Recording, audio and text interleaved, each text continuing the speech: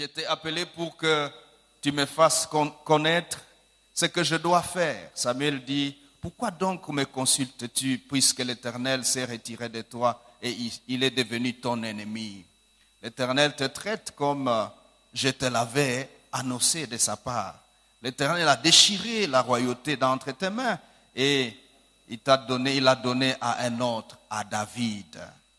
Tu n'as point obéi à la voix de l'Éternel et tu n'as point fait sentir à Amalek l'ardeur de sa colère. Voilà pourquoi l'Éternel te traite aujourd'hui de cette manière. Et même l'Éternel livre Israël avec toi entre les mains des Philistins. Demain, toi et moi, toi et tes fils, vous serez avec moi et l'Éternel livrera les camps d'Israël entre tes mains, entre les mains des Philistins. Amen. Et au chapitre 30, au chapitre 31, je vais lire pour vous. Les Philistins poursuivirent, au verset 2, poursuivirent Saül et ses fils et tuèrent Jonathan, Abinadab et Makishua, fils de Saül.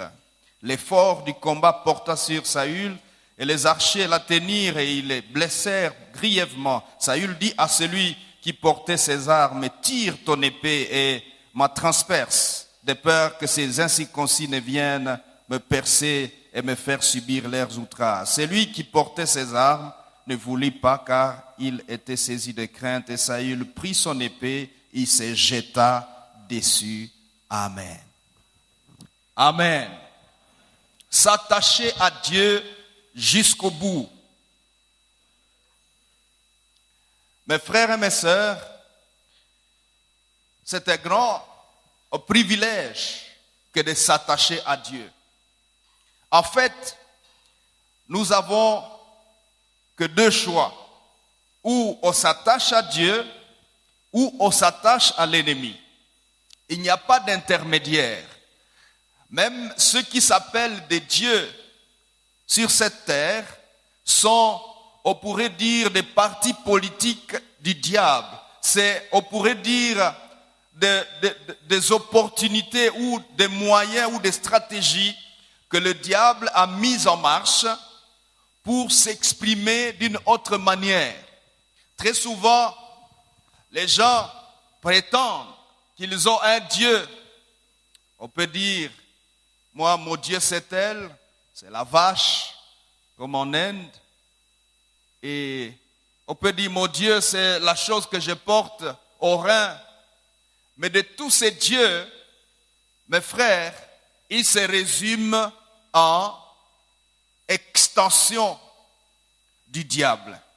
Mais de l'autre côté, nous avons les dieux vivants, l'Éternel, le seul vrai Dieu, c'est lui qui vit à jamais, le créateur des cieux et de la terre, le créateur de l'univers. Il s'appelle Je suis, il s'appelle Yahweh, il existe par lui-même, il est digne de confiance. Il est le seul en qui, depuis l'éternité, les hommes se sont confiés et ils n'ont pas été déçus. Il est le seul pour qui son serviteur, mon frère Marcelo, a cru et il a décidé de le faire connaître. C'est pourquoi vous êtes assis ce matin en ces lieux. Parce qu'il a découvert qu'il existe le vrai Dieu. Et ce Dieu est digne qu'on dise au monde, qu'on dise à l'humanité, voici le chemin, voici les dieux, voici celui qui est digne que l'on lui croit, voici celui qui est digne qu'on s'approche de lui, qu'on s'attache à lui, voici celui qui mérite que l'humanité se tourne vers lui. Il s'appelle Yahweh. Et donc nous n'avons pas un choix multiple où tu es avec Dieu ou tu es avec le diable. Il n'y a pas d'intermédiaire. Et voici que cet homme, Saül,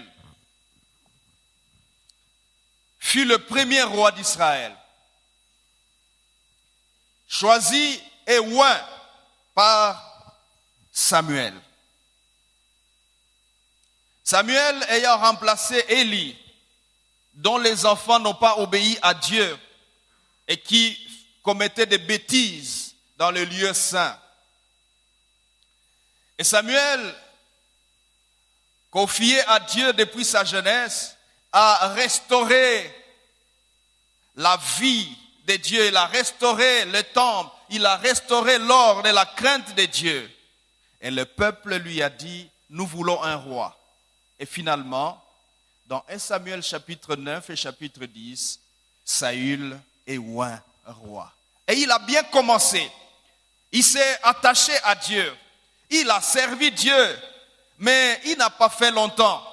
Déjà, après qu'il ait gagné une guerre, Dieu lui demande d'aller combattre Amalek. Et voici que il prend les butins, il prend l'interdit. Et Dieu se fâche contre lui. Déjà, il lui est annoncé que son pouvoir ne durera pas. Malheureusement, au lieu que Saül s'attache à Dieu, s'accroche à Dieu jusqu'au bout, il est resté noyé dans la gloire, dans l'apogée, dans la suprématie au niveau de son peuple. Il était un grand roi, le premier roi, peut-être qu'il n'a pas eu de modèle avant lui. Mais il a quand même Samuel, qu'il a oint, qui est dans le pays, qu'il a consulté et qui pouvait encore consulter pour avoir des directives. Mais son cœur est entré dans une sorte d'apogée de telle sorte que son attachement à Dieu a commencé à décliner. Ce matin, Dieu voudrait dire à quelqu'un, attache-toi à Dieu jusqu'au bout. En fait, lorsque nous ne nous attachons pas à Dieu jusqu'au bout, nous allons nous retrouver dans des mauvais draps. Nous allons nous retrouver dans des mauvaises situations. Voici que cet homme, loin de Dieu, est entouré de toutes parts par l'ennemi. Et au verset 6 que nous avons lu, les Philistins l'ont encerclé. Et il a utilisé les voies ordinaires, les usages religieux. Il consulta l'Éternel. Mais l'Éternel ne lui répondit point, ni par les songes. Ça veut dire, à un moment, il est parti peut-être dormir en disant, Seigneur, avant que je me réveille, dis-moi quelque chose. Ou alors il a consulté ceux qui ont les dons, ou ceux qui ont souvent des songes et qui ont eu des révélations par les songes, la voix des songes. Peut-être qu'il a appelé tout son entourage pour dire, quelqu'un a-t-il rêvé?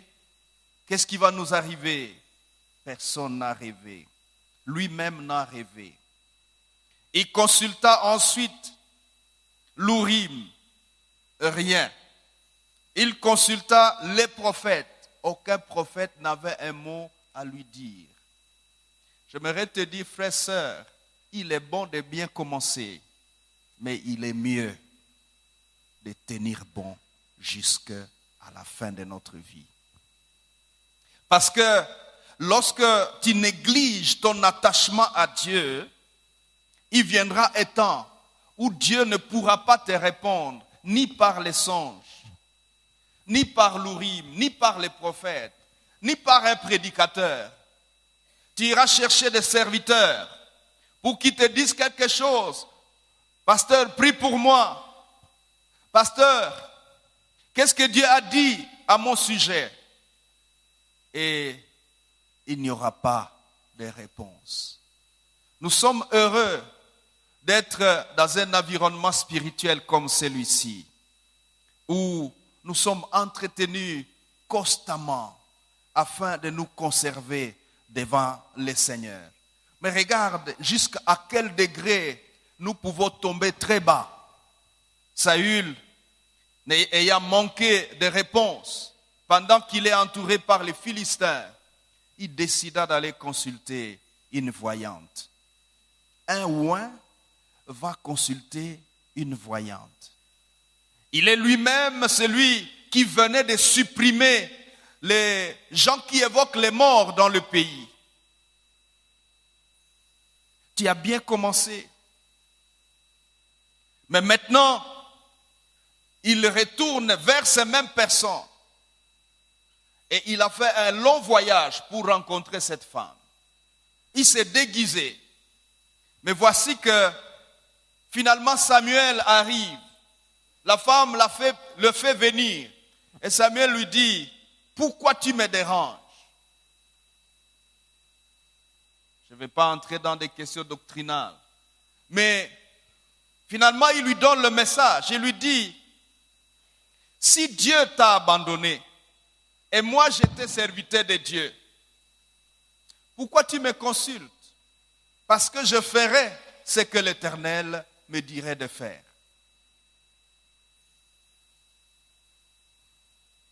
Quelquefois, les chrétiens d'aujourd'hui vivent comme si tout dépendait d'eux. En fait, il y a quelques obstacles. Et je vais vous en partager deux. Deux obstacles à l'attachement jusqu'au bout à l'Éternel. Le premier obstacle, je vais l'appeler la pression de l'épreuve. La pression de l'épreuve. La pression de l'épreuve. Dans notre monde, nous passons par des situations difficiles. Surtout à Kinshasa ou dans notre nation, il y a des choses qui perdurent. Vous savez, une épreuve est facile à supporter lorsqu'elle est de courte durée. Mais lorsqu'elle traîne, elle devient très, très dure à supporter. Elle nous fait pression. Elle fait pression à notre foi.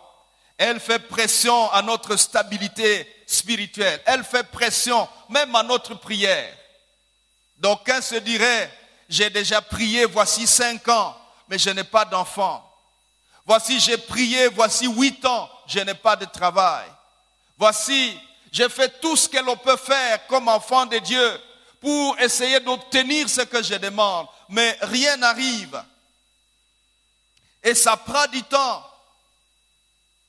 Ça fait pression à notre cœur, ça fait pression à notre foi, ça fait pression à notre attachement à Dieu. Et finalement, si nous ne faisons pas attention, nous commençons à décliner dans notre attachement à l'Éternel. Je vais te prier ce matin. Ne te détache jamais de l'Éternel. Tu peux m'aider à le dire à ton voisin, mon frère, ne te détache jamais de l'Éternel. Est-ce que tu le lui as dit? Ne te détache jamais de l'Éternel. La pression de toutes sortes peut nous arriver. Mais restons attachés à l'Éternel. Il y a des pressions d'humiliation. Tu n'as pas eu d'enfant, ça fait 15 ans. Et les belles-sœurs, la belle-mère marche sur toi. Tu es critiqué, tu es chanté à gauche, à droite. Et les années passent. Peut-être tu as fait des offrandes. Peut-être tu as obtenu la prière des hommes, des éminents hommes de Dieu. Et ça traîne. Et tu te dis, Dieu, es-tu toujours là? Es-tu toujours Dieu? Je vais t'annoncer que Dieu est toujours Dieu. Même quand ça prendrait 30 ans, il restera Dieu. Il restera Dieu. Les humiliations, les problèmes répétitifs, les misères comme on les vit dans notre environnement, les misères. J'ai observé un comportement dans notre pays depuis un certain temps. Et particulièrement, j'ai vu ça aussi ici à Goma. Depuis un temps, on observe la multiplication des micro-bars. C'est-à-dire tout le monde investit en bar. Même celui qui avait un kiosque, il trouve que l'alcool est devenu un bon marché. J'espère qu'il n'y a pas parmi vous ceux qui font ça. Et c'est des bars à tout moment, à tout lieu, devant chaque boutique, quelques 4 chaises. Et je vois des camions venir déposer des casiers d'alcool, des bières. Qu'importe ce que ça peut être appelé avec tous les marketing possibles. Mon frère, voici ce que ça produit comme misère. Tu es parti au travail, tu es rentré et avant d'aller chez toi, tu passes quelque part pour prendre un verre avec quelqu'un. Ça devient un prestige, ça devient un succès. Mais ceux qui ne savaient pas quoi vendre obtiennent un nouveau marché.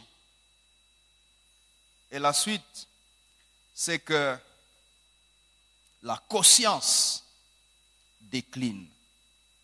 On est chaque jour noyé dans l'alcool, de telle manière que même la conscience nationale décline. À ces hommes, lorsque vous leur dites, nous pouvons faire quelque chose pour notre pays, ils ne savent pas quoi faire. En fait, ils sont noyés. Qu'est-ce qui les a fait noyer? La pression, des situations délicates dans leur vie. Et ils ont pensé qu'en allant de ce côté-là, ils vont trouver consolation. J'aimerais te dire, mon frère, il n'y a pas de consolation ailleurs qu'en Dieu. Il n'y a que l'Éternel qui sait consoler un cœur. Écoutez, si j'ai fait 15 ans sans travail et que tu me donnes un verre de bière, qu'est-ce que tu auras ajouté? Quelle consolation.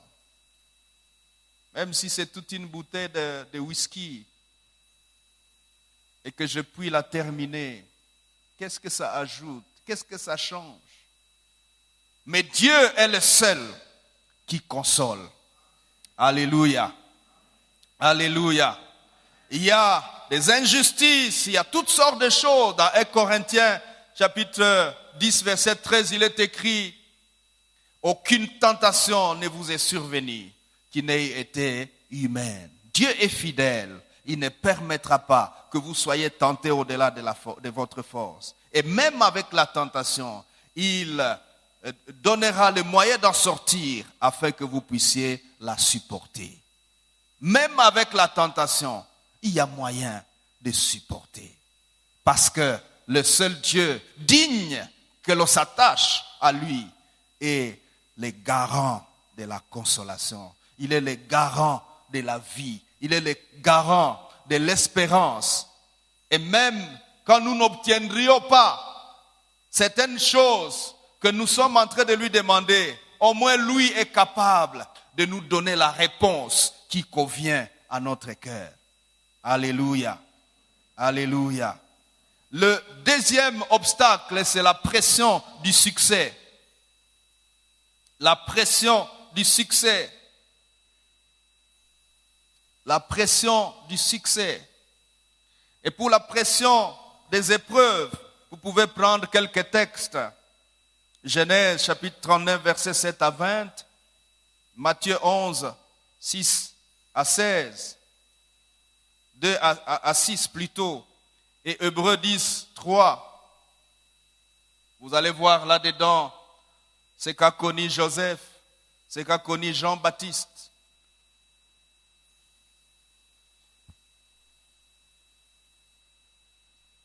Jean-Baptiste, précurseur du Messie. Et puis finalement, il est en prison. Et le Messie se tait. Il lui fait envoyer quelqu'un pour lui dire, allez poser la question à Jésus et dites-lui, es-tu celui qui doit venir ou devons-nous attendre quelqu'un d'autre? Pourtant, quel témoignage c'est Jean-Baptiste. Jésus lui-même a dit, il n'y a pas de plus grand comme Jean-Baptiste parmi les fils de l'homme. Ah, Jean-Baptiste. Jean-Baptiste, tu dois tenir jusqu'au bout. Tu dois tenir bon jusqu'au bout. Les épreuves sont là, oui. Mais les épreuves n'ont pas raison de nous détacher de l'Éternel pour nous rattacher au diable.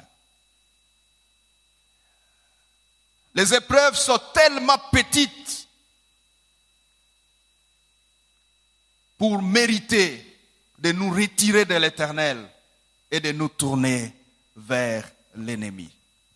Mais aussi, le succès n'a pas raison de nous retirer de Dieu pour nous tourner vers le diable. En quoi le succès est un obstacle à l'attachement à Dieu? Est-ce que je veux dire qu'il ne faut pas aller au succès? Non. Mais il y a des phénomènes qui accompagnent le succès, que je vais appeler la sollicitation de la jouissance. Le succès nous sollicite à en jouir. Tu es devenu PDG dans une entreprise, tout le monde fait des courbettes à toi. Tu es quelqu'un, tu as réussi. On pourrait dire, tu as le pouvoir de faire ce que tu veux, quand tu veux, comme tu veux, où tu veux et au moment où tu le veux. Tu es un homme à succès. Et ce succès t'exige d'en jouir. Mais comment tu vas en jouir? On a observé depuis l'histoire que la plupart des temps, quand les hommes sont dans les épreuves, ils s'approchent de l'Éternel. Mais quand les épreuves cessent, ils entrent dans la jouissance. Et au milieu de la jouissance, ils oublient l'Éternel. Que cela ne t'arrive pas. J'aimerais prier que Dieu t'aide afin que lorsque ces requêtes seront exaucées, qu'elles ne deviennent pas une tentation pour ton attachement à l'Éternel. Quand Dieu va t'élever dans le ministère et que tu seras capable de guérir les malades, de sauver beaucoup d'âmes, peut-être l'homme de Dieu va t'envoyer comme missionnaire et que tu vas être un homme, une femme à succès, que le succès et sa pression ne te détachent pas de l'Éternel. En fait, qu'est-ce qui se passe? Lorsque nous sommes à succès, très souvent le succès a tendance à remplacer Dieu dans notre entendement. Nous avons tendance à regarder le succès comme Dieu. Nous avons tendance à oublier celui qui nous a bénis et nous attacher ou nous pencher à la chose que Dieu a accomplie dans notre vie. La conséquence, c'est que nous entrons en inimitié avec l'Éternel. Nous nous retirons de l'Éternel et la suite de notre vie devient désastreuse. Comment tu veux jouir de ton succès? Tu chantes bien. Comment tu veux en jouir? Reconnaissez que je suis quelqu'un. Reconnaissez que c'est moi qui dirige ici. Reconnaissez que c'est moi l'homme de Dieu. Reconnaissez que c'est moi l'homme riche. Reconnaissez que c'est moi qui donne beaucoup d'argent dans cette église. De tout ce qui a été fait pour l'achat de ce terrain, moi j'ai donné autant. Tu veux qu'on te reconnaisse? Faites attention. C'est la sollicitation de la jouissance à notre succès. Tu as été en succès, mais ce succès te sollicite. Ce succès te demande d'en jouir. Ce succès t'exige de faire quelque chose. Attention, ça va te détacher de l'Éternel. Il y a moyen de jouir du succès sans s'éloigner de l'Éternel. Il y a moyen de demeurer attaché au Seigneur tout en étant dans le succès. Vous voyez, le fils prodigue, après qu'il ait obtenu une part de l'héritage, il est parti loin de son père, jusqu'à ce que le succès lui a amené à manger avec les porcs. Faites attention, le succès peut t'amener à aller manger avec les porcs. Qu'est-ce que le fils prodigue aurait dû faire? Il aurait dû rester, jouir de son héritage dans la présence de son père. Dans Genèse chapitre 17, verset 1er, Dieu vient à Abraham, il dit, « Je suis le Dieu tout-puissant, marche devant ma face et sois intègre. » Autrement, il dit, et il ajoute, « Je te bénirai, je rendrai ton nom grand, mais à condition, reste devant ma face. Jouis de ma bénédiction devant ma face. » La Bible dit, celui qui vous touche, touche à la prunelle de son œil. Mais comment va-t-il toucher à la prunelle de son œil lorsque tu es déjà parti? Tu étais éloigné de Dieu. Cela sera vrai qu'à la mesure où tu es attaché à Dieu, tu es dans la présence de Dieu, tu vis ta vie devant le Seigneur, tu vis ton succès devant le Seigneur, alors celui qui te touche, touche à la prunelle de son œil. Mais quand tu es parti jouir de ton succès, loin de Dieu, quand l'ennemi va te toucher là-bas, il n'aura pas touché l'œil de l'Éternel. Ce matin, j'aimerais dire à quelqu'un, fais un effort. Mais comment devons-nous être capables de demeurer jusqu'au bout attachés au Seigneur? Voici quelques voies, voici quelques principes qui vont nous aider à rester constamment jusqu'au bout attachés à l'Éternel. Le premier principe, c'est la conscience de notre identité, notre position en Christ. Nous devons constamment, nous devons nous exercer à développer la conscience de notre identité. Qui es-tu en Christ? Savoir ce que Dieu dit que nous sommes, savoir ce que Dieu dit que nous devons être, ce que Dieu dit que cela est à nous, connaître notre position. Il nous a transportés des royaumes des ténèbres et nous a amenés dans le royaume de son Fils bien-aimé, en qui nous avons la rédemption, le pardon des péchés. Nous sommes à lui. Dans Jean, chapitre 1er, versets 12 et 13, il est écrit à tous ceux qui l'ont reçu, à ceux qui croient son nom, il a donné le pouvoir de devenir enfants de Dieu, qui sont nés, non du sang de la volonté de la chair, ni de la volonté de l'homme, mais de Dieu. Nous sommes en Dieu, nous appartenons à Dieu, et la conscience de cela va nous soutenir. Quand vient la pression de l'épreuve, quand vient la pression du succès, nous allons savoir que nous ne sommes pas n'importe qui. Aide-moi à dire à ton voisin, tu n'es pas n'importe qui, tu es enfant de Dieu. Tu es enfant de Dieu. Le deuxième principe, c'est la conscience et la puissance de Dieu, notre roi. Écoutez, le Dieu à qui nous nous attachons n'est pas une idole, il n'est pas un bois, il n'est pas une statue, il est le Dieu vivant. Il est le Dieu vivant, il est le Dieu stable, il est le Dieu immuable dans son être. Il ne change pas dans ses desseins, il ne change pas dans sa puissance. Il est tellement suffisant pour être digne qu'on s'attache et qu'on s'accroche à lui. Va dans le monde entier, tu ne trouveras jamais un être ou un Dieu qui soit aussi digne que l'Éternel pour qu'on s'attache à lui. Il n'en existe pas. Qu'importe ce que l'on raconte, les ordres mystiques, Illuminati, Rose-Croix, etc. Toutes ces maisons sont des maisons de tristesse et de misère intérieure. Fréquentez les gens qui sont là-dedans, vous allez constater qu'ils vivent une misère intérieure comme pas possible. Il n'y a que l'Éternel. Mais fréquentez un chrétien qui connaît qui il est, qui sait qui il est, vous allez constater quel bonheur de marcher avec lui. Quel bonheur. J'aimerais te dire, fréquente-moi et tu verras qu'il n'y a pas de misère intérieure. Fréquente l'homme de Dieu, tu vas voir.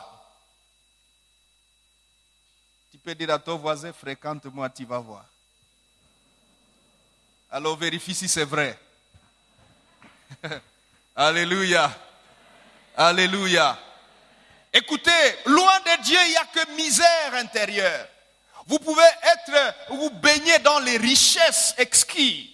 Vous pouvez naviguer dans des situations financières abondantes, mais avec des profondes misères intérieures.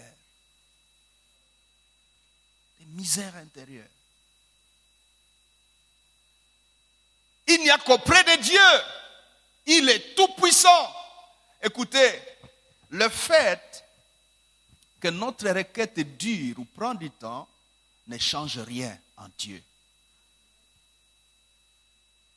Le fait que tu sois dans une situation sociale inférieure à la situation sociale de ton voisin ne change rien en Dieu. Et ce n'est pas un péché non plus. Je vais vous poser la question. Est-ce que c'est un problème si on n'a pas de voiture? C'est un problème? Est-ce que ça change Dieu? Est-ce que Dieu a péché parce que tu n'as pas de voiture? Il y a un temps pour tout. Si aujourd'hui je n'ai pas de voiture, demain j'aurai une voiture.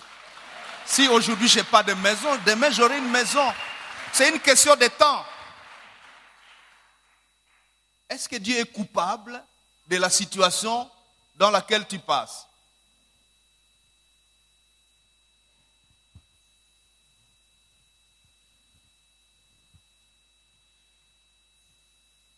Une sœur me disait hier, m'a envoyé un message pour dire, pasteur, prie pour moi cette année, que Dieu me donne mon mariage où je meurs. Oh, où je meurs. J'ai dit, Seigneur,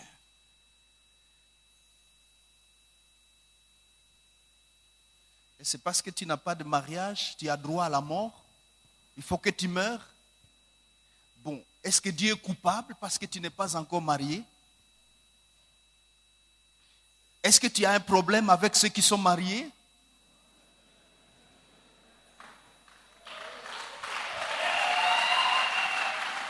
Alléluia. Écoutez, Dieu est suffisamment puissant. Vous savez, Dieu pouvait même être capable de te donner 1000 femmes. Mais il reste dans ses principes. Sa puissance s'exerce dans les limites des principes qu'il a fixés. Et dans ces principes, il y a la notion aussi du temps. Dieu fait toutes choses à son temps. Alléluia. Alors nous devons être conscients de la capacité de Dieu. Qu'importe ce que nous n'avons pas encore vu, Dieu reste Dieu. Il est suffisant pour mériter ma confiance et mon attachement. Et si même il arrivera que je parte au ciel sans voiture, ce n'est pas un problème. Est-ce que c'est un péché? Sinon, alors les pygmées qui marchent dans la forêt, Dieu a des comptes à les rendre.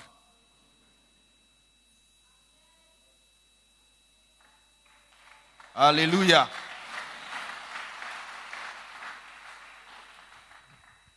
Le troisième principe qui va nous soutenir dans cet attachement, c'est la conscience de l'engagement de Dieu à défendre les intérêts de son royaume. En fait, Dieu est engagé à défendre les intérêts de son royaume. Mais j'aimerais te dire que tu fais partie des intérêts du royaume de Dieu. Tu n'es pas un laissé pour compte. Tu n'es pas un malvenu. Tu fais partie des objectifs de Dieu. C'est pourquoi tu es ici. Tu fais partie des préoccupations de Dieu. Et Dieu est suffisamment engagé à accomplir et à réaliser ses objectifs. Alléluia. Le 4e principe, c'est la connaissance des principes qui régissent notre environnement. Beaucoup de fois, quand nous ne connaissons pas comment notre environnement fonctionne, nous allons glisser dans la chute, la pression des épreuves. Notre environnement fonctionne d'une certaine manière. Il y a des lois, il y a des principes qui régissent notre environnement. Et quand nous offensons cet environnement, nous pouvons subir des choses comme des retombées. Alléluia. Alléluia. Regardez, il y a des personnes qui se sont livrées avant de connaître le Seigneur et se sont livrées à la prostitution, aux avortements multiples, jusqu'à ce que leurs installations ont été gâchées. Et puis ils ont eu un mari. Elles ont eu un mari. Qu'est-ce qui se passe? Les enfants ne viennent pas. Quel est le problème? Les installations ont été gâchées. Par quoi? Par un mauvais comportement, parce que je me suis livré à ce que offre mon environnement. Certaines sœurs estiment que comme elles sont belles, elles n'ont pas droit à un seul homme. Quelqu'un disait, ma sœur, avec toute cette beauté-là, tu n'as pas besoin d'un seul homme. Plusieurs doivent profiter de ça. C'est un investissement de Dieu pour plusieurs. Voilà ce que l'environnement va te dire. Mais si tu ne connais pas le Seigneur, si tu ne t'attaches pas à Dieu, tu cèdes à cet environnement. Bien-aimé, notre environnement nous offre de bonnes choses que Dieu a prévues dedans, mais nous offre aussi de mauvaises choses. Et nous devons connaître notre environnement afin de ne pas glisser. Le 5e principe, c'est la connaissance des principes qui régissent notre royaume. Le royaume de Dieu est régi par des principes. On ne fonctionne pas dans le royaume de Dieu comme on fonctionnerait dans un royaume du monde. Dans le royaume de Dieu, il faut marcher par la foi. Il faut marcher dans la sanctification. Il faut obéir à Dieu. Dans le royaume de Dieu, il faut être dans une famille spirituelle. Dans le royaume de Dieu, il faut être dans des endroits comme celui-ci. Si tu t'éloignes de ces principes, tu vas t'éloigner de Dieu. Mais si tu demeures dans ces principes, tu vas demeurer attaché à l'Éternel jusqu'au bout. Et je voudrais prier et demander à Dieu de t'aider à surmonter les pressions des épreuves, à surmonter les pressions du succès et à appliquer à ta vie ces principes. On peut en avoir plusieurs autres. Je sais que vous avez déjà eu beaucoup d'autres principes au travers de tous les ministères qui est exercé en ces lieux. J'aimerais que tu te lèves avec moi pour prier pendant quelque temps.